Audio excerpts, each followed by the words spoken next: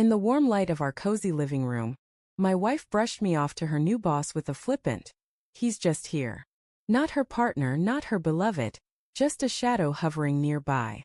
I stood silently beside her, forcing a faint smile that concealed a burning anger.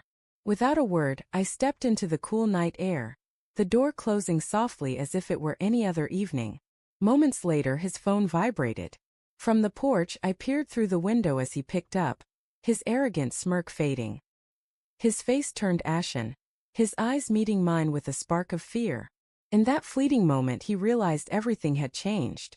We had met during our college days, her lively spirit a vivid counterpoint to my quiet demeanor, her impulsiveness tempering my careful nature. She showed me that chaos could carry its own charm, that trust could feel unbreakable. Together we built a life. A simple house, a flourishing business, a world that seemed invincible. I never thought I'd need to protect myself from the woman who slept beside me. But time alters people, or perhaps it merely reveals their true essence. It started with her long nights at the office, then a new scent she claimed was a gift from coworkers. I noticed her muffled laughter over text she'd quickly conceal. I saw everything but kept my silence. Quietude has a way of drawing out hidden truths. One night, she left her laptop open, either reckless or overly confident. A video call lingered on the screen, his face glowing, her voice soft, too soft. I didn't lash out or challenge her. Instead, I gently closed the laptop and poured myself a whiskey. Rage fades fast, but a strategy lasts. Over the following weeks, I turned investigator, no longer just a spouse. I collected evidence with care, emails, hotel receipts, timestamp texts, discreetly taken photos. I had names, dates, locations, and most importantly, her intentions. I uncovered the truth about her boss. A married executive at the company I'd helped her join. A man whose influence teetered on a brittle reputation, vulnerable to a single scandal. So, I planned my response with meticulous precision. I discreetly moved funds from our shared accounts, all legally done. I sold my share of our joint company, channeling the money into an untraceable trust. She was too caught up in her late-night distractions to notice. Then I reached out to his wife with a brief message. "You deserve the truth. Meet me tomorrow." When she saw the evidence, she didn't collapse. She thanked me. Together, we orchestrated a reckoning. That evening, I came home to find my wife glowing, new perfume, fresh makeup, a dress unfamiliar to me.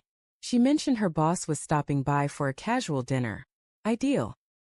He arrived, shaking my hand with the confidence of a man who thought he'd already won, as if he could rewrite our narrative. I offered him a drink, smiled, and stayed quiet. Then she uttered those words that sliced through me. "He's just here." That was my cue. I stepped outside and called his wife, who was waiting a block away, engine running, phone in hand. Moments later, his phone buzzed. From the porch, I watched his hand tremble as he answered. His face lost all color, his eyes darting to mine as if I'd pulled the earth out from under him.